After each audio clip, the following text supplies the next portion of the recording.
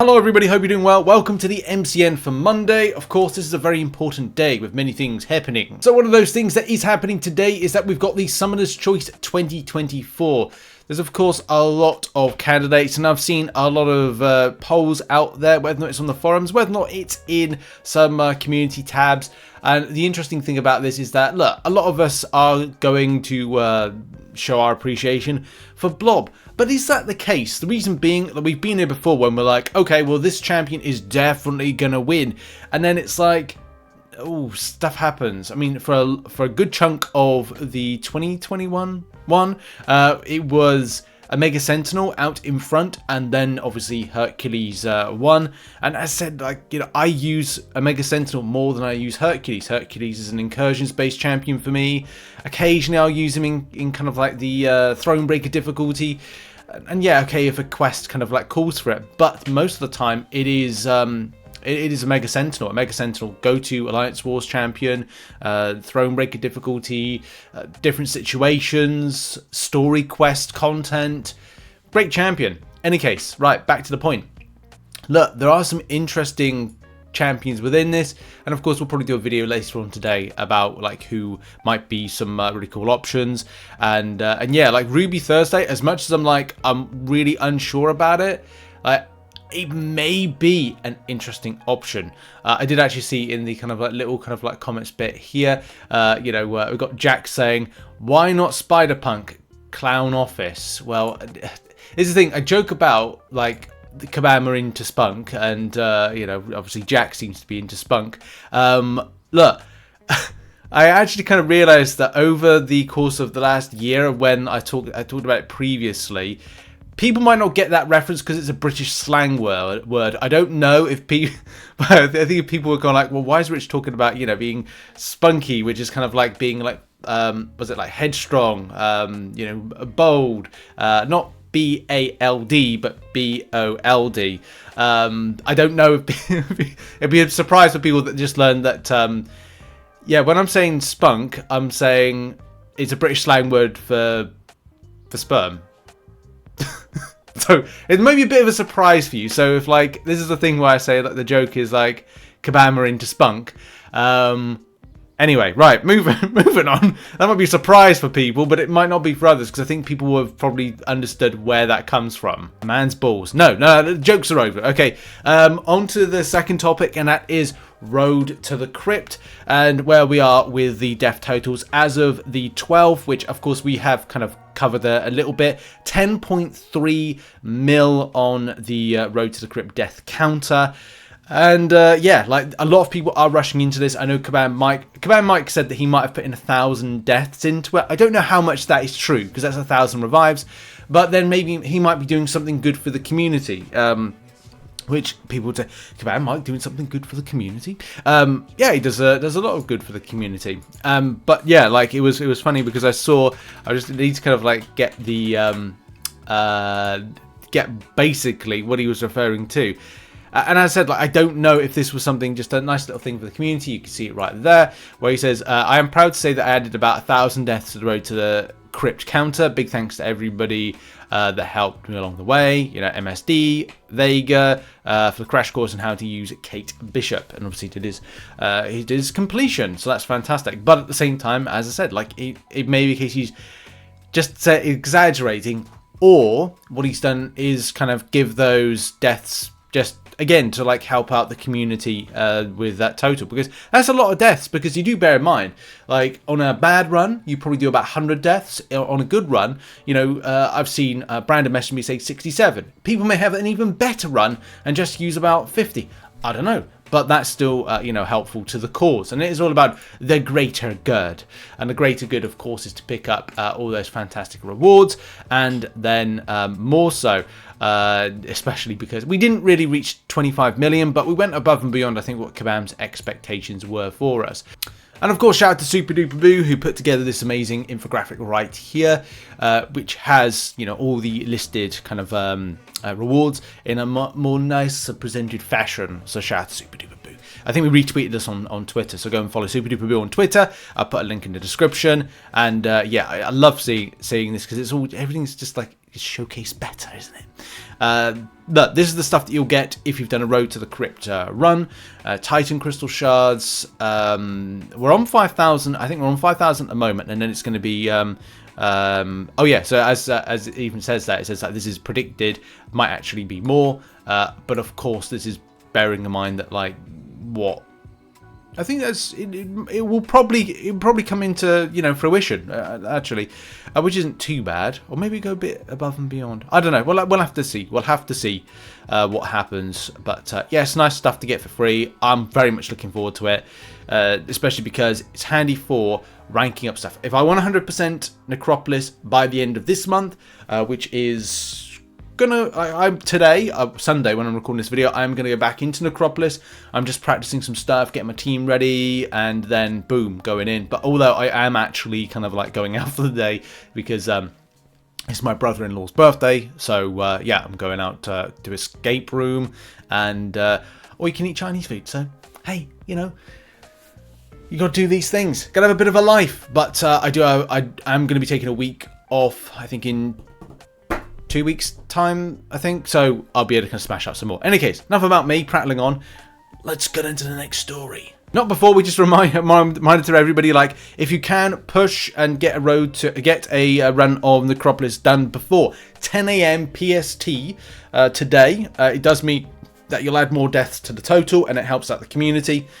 If we can get up to 11 mil, that would be fantastic, especially because, you know, it's going to be important to like help out the cause. And this is the thing, if we could get 11 mil, that really would be great, but it may be a case we could just lose out. But if everybody pushes today, then, you know, you never know. And as I said, for me, I'm going to try and push to get myself to the kind of get another run in before, to just help out the cause. It's all for the greater good. And yeah, lots and lots of stuff's being used. We could, is the thing, we could just miss out on that 11 mil, but if we persevere and we push, there's no telling what we could achieve. And now on to negativity in the community on YouTube. Question mark.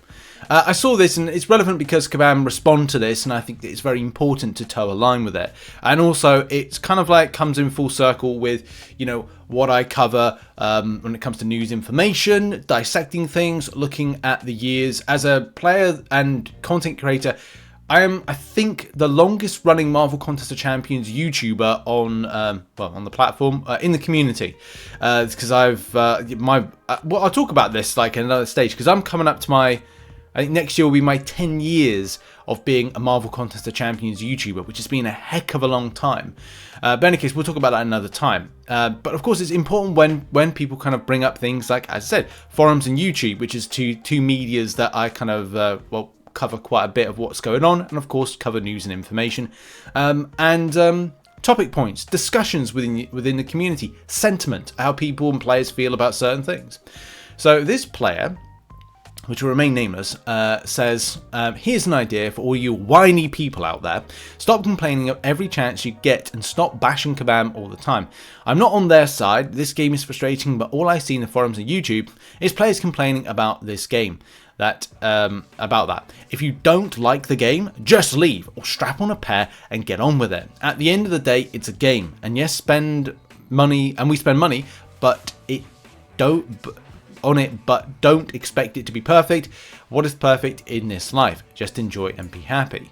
Now, there's a lot of hypocrisy in this. Do bear in mind, and they're even right. You know, perfection is something that, yes, you should try to aim for, but you never really achieve. The reason being, it's like Kaizen, which is a Japanese thought process of constantly improving, never striving for perfection. Perfection is always something, you know, is a continuation to try and achieve. But of course, when you say that, like, what is perfect in life, it's like questioning, well, okay, well, yeah, but perfection is open to loads of different things. Opinions on subjects allow for improvements. Criticism, which a lot of the time this is.